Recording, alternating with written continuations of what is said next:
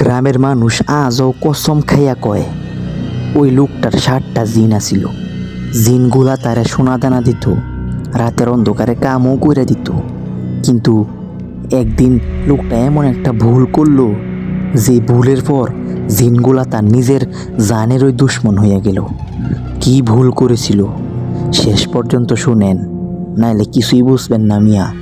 আজকের কাহিনীটা কিশোরগঞ্জের এক লোকের কাহিনী, না শুনলে মিস করবেন এবং কাহিনীটা আপনাদের অনেক ভালো লাগবে। আর ভৌতিক গেম কথা চ্যানেল যদি সাবস্ক্রাইব না করে দেন তাহলে তুমি আপনার ভূতে ধরবো, তাড়াতাড়ি সাবস্ক্রাইব করে নেন। আচ্ছা, আমি মজা না করে এখন ঘটনা শুরু করতেছি। কিশোরগঞ্জের এক প্রত্যন্ত গ্রামের নাম ছিল সরকান্দি। গ্রামের একদম শেষ মাথায় পুরান এক টিনের ঘর। একা থাকতো সমীর ফকির। মানুষজন তারে খুব একটা ঘাটাইতো না, কারণ গ্রামের সবাই বিশ্বাস করত সমীর ফকিরের কাছে 7টা জিন আছে। দিনে লোকটারে সাধারণ মানুষ মনে হইতো, কিন্তু রাত 12টা বাজলেই তার ঘরের আশেপাশে অদ্ভুত সব ঘটনা শুরু হইতো। কখনো টিনের চালে ধূপধাপ শব্দ, কখনো আবার উঠানে কেউ হাঁটতো, কিন্তু কাউর দেখা যাইতো না। অনেকেই দূর থেকে দেখছে মাঝরাতে সমীর ফকির উঠানে বসা, আর সামনে 7টা খালি ফিরি। সে একা একা কইতো, তোরা আইসস, বস, কামের কথা আছে। কিন্তু গ্রামের মানুষ যতই তাকাইতো পিড়িগুলাতে কাউরে দেখা যাইতো না। পরদিন সকালে দেখা যাইতো সেই জমির ধান কাটতে 5-6 দিন লাগে, সেই জমি এক রাতেই কাটা শেষ। একদিন গ্রামের যুবক জব্বার কৌতূহল সামলাতে না পাইরা লুকাইয়া সমীর ফকিরের বাড়ির পিছনে গিয়া বসে। রাত ঠিক 12টায় বাতাস একদম থেমে গেল। চারপাশ এমন নিস্তব্ধ যেন কোনো পাখিও ডাকে না। হঠাৎ সব বড় আম গাছটার ডাল নিজে নিজেই দুলতে শুরু করলো। তারপর একটার পর একটা কালো ছায়া আকাশ থেকে নামতে লাগলো। জব্বারের বুক কাঁপতাছে। সে চোখ বড় বড় কইরা দেখলো সমীর ফকির ঘরের দরজা খুলে বাইরে আইলো, হাতে একটা লণ্ঠন। সে নিচু গলায় কইল, সবাই আইসস, আজকে বড় কাম আছে। ঠিক তখন ওই লণ্ঠনের আগুন নিজে নিজেই নীল রঙে জ্বলে উঠল। রাত তখন 12টা পেরাইছে। লণ্ঠনের আগুনটা নীল হইয়া জ্বলতাছে। সমীর ফকির মাটিতে একটা গোল দাগ টানলো, তারপর নিচু গলায় কইল, তোরা কেউ গোলের বাইরে যাইবি না। আজকের কাম শেষ না হওয়া পর্যন্ত আমার কথা শুনবি। কথা শেষ হইতই চারপাশে এমন ঠান্ডা বাতাস বইতে লাগলো, জব্বারের হাত পা কাঁপা শুরু হয়ে গেল। হঠাৎ ফিস ফিস ফিস ফিস কয়েকটা অচেনা গলা একসাথে কথা কইতাছে, কিন্তু কাউরে দেখা যায় না। সমীর ফকির হেসে কইল, একজন না, 7 জনে আইসস, ভালো। এরপর উঠানের এক কোণ থেকে 7টা কালো ছায়া ধীরে ধীরে গোলটার দিকে আগাইতে লাগলো। জব্বার ভয়ে নিঃশ্বাসও নিতে পারতাছে না। হঠাৎ একটা ছায়া মানুষের মতো গলায় কইল, মালিক, আপনার কাম কোন? সমীর ফকির ঘরের ভিতর থেকে একটা পুরান লোহার সিন্দুক বাইর করে আনলো। সে কইল, এই সিন্দুকটা নদীর ওপারের ভাঙ্গা জমিদার বাড়িতে রাইখা আইবি, কেউ যেন টের না পায়। কথা শেষ হইতই সিন্দুকটা নিজে নিজেই মাটি থেকে উপরে উঠল। জব্বার নিজের চোখকে বিশ্বাস করতে পারল না। মুহূর্তের মধ্যে সিন্দুকটা আর 7টা কালো ছায়া রাতের অন্ধকারে মিলাইয়া গেল। সমীর ফকির একা দাঁড়াইয়া বিড়বিড় কইল, তোরা আমার কথা রাখিস, আমি তোদের কথা রাখুম। কিন্তু ঠিক তখনই দূর থেকে একটা ভয়ঙ্কর গর্জন শোনা গেল।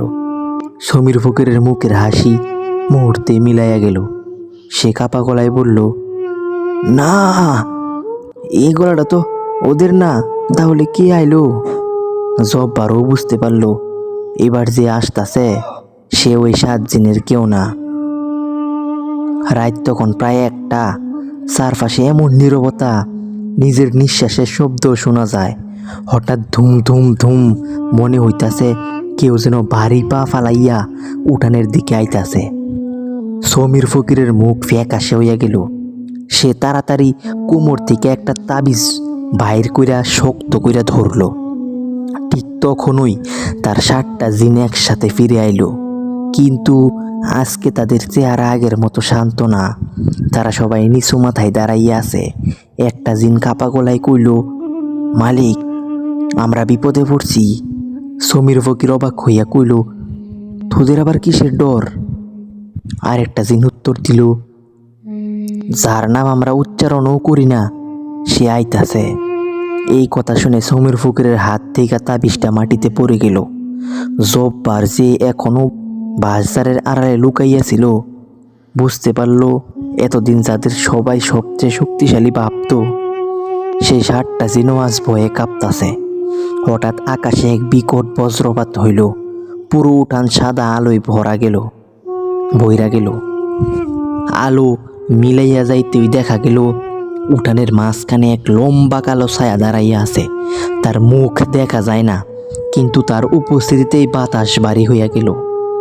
7টা জিন একসাথে পিছাইয়া গেল। সমীর ফকির কাপা গলায় বলল, তুই এত বছর পর ফিরলি কেন? কালো ছায়াটা কোনো উত্তর দিল না। সে শুধু ধীরে ধীরে এক পা সামনে বাড়াইল, আর সেই এক পা বাড়ানোর সঙ্গে সঙ্গে পুরো টিনের ঘরটা কেঁপে উঠল।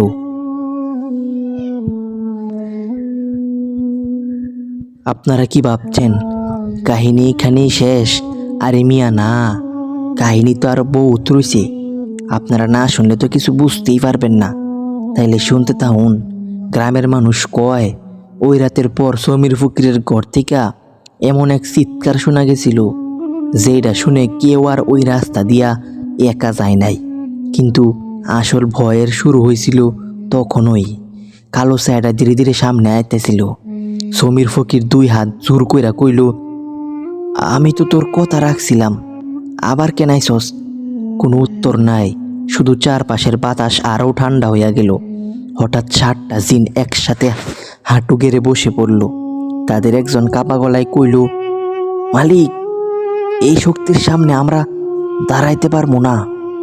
সমীর ফকির রাগে চিৎকার কইরা উঠল, তোরা কি আমার গোলাম না?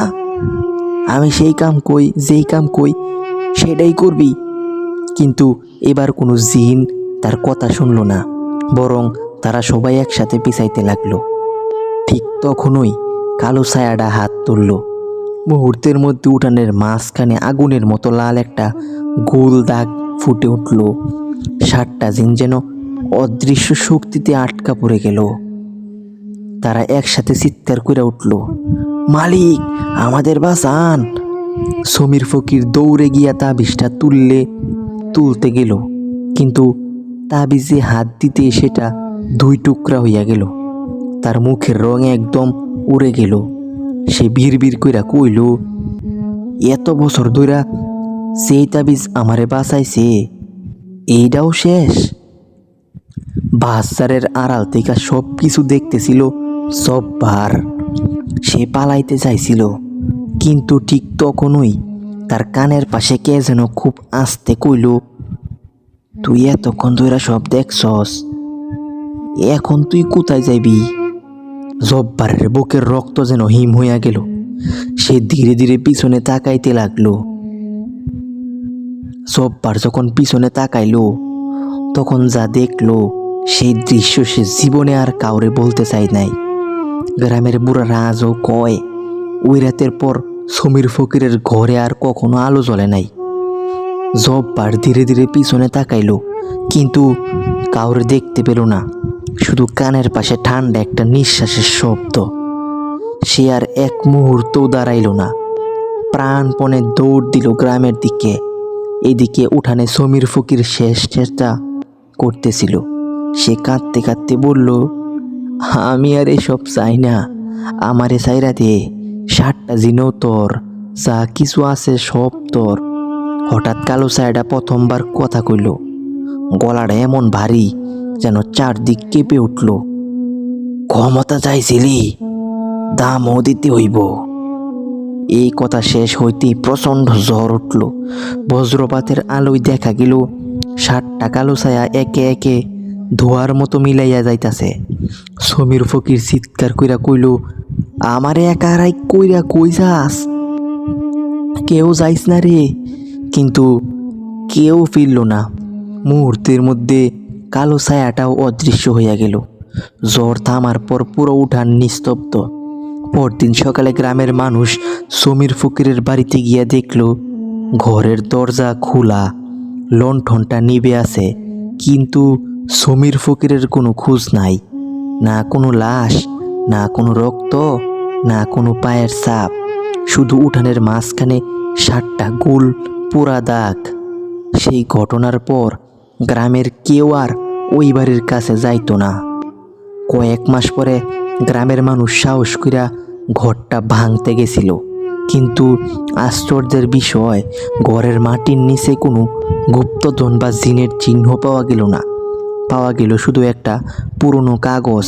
সেখানে বড় বড় অক্ষরে লেখা ছিল, অন্যায় পথে পাওয়া শক্তি একদিন নিজের সর্বনাশই ডেকে আনে।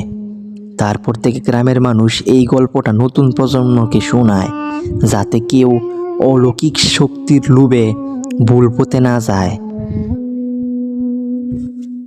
ঘটনাটা আপনাদের কাছে কেমন লাগছে তা অবশ্যই আমাদেরকে কমেন্টে জানাবেন। ভৌতিক গেম কথা চ্যানেলটি যদি সাবস্ক্রাইব না করে থাকেন তাহলে সবার জন্য সাবস্ক্রাইব করে, মানে আমরা চাইতেছি আর কি অতি শীঘ্রই আমাদের একটা বড় আর কি 100 সাবস্ক্রাইবার হয়ে যাবে। আর আপনাদের একটা কথা বলি যে আমাদের লাইভ কিন্তু চালু হয়ে যাবে। তো আমাদের লাইভটা এখনও ইউটিউব চালু করছে না, কী কারণে চালু করছে না আমি জানি না। তো আপনারা যদি একটু সাপোর্ট করেন, লাইক টেক দেন ভিডিওতে, কমেন্ট করে ইউটিউব আমাদের লাইভটা চালু করবে। আর লাইভ চালু করলে কিন্তু সরাসরি আপনারা এই অলৌকিক কাহিনীগুলো শুনতে পারবেন। লাইভ চালু করলে একদম আমার মুখ থেকে সরাসরি আপনারা কাহিনী শুনতে পারবেন। তো সকলে একটু সাপোর্ট চাই সবার।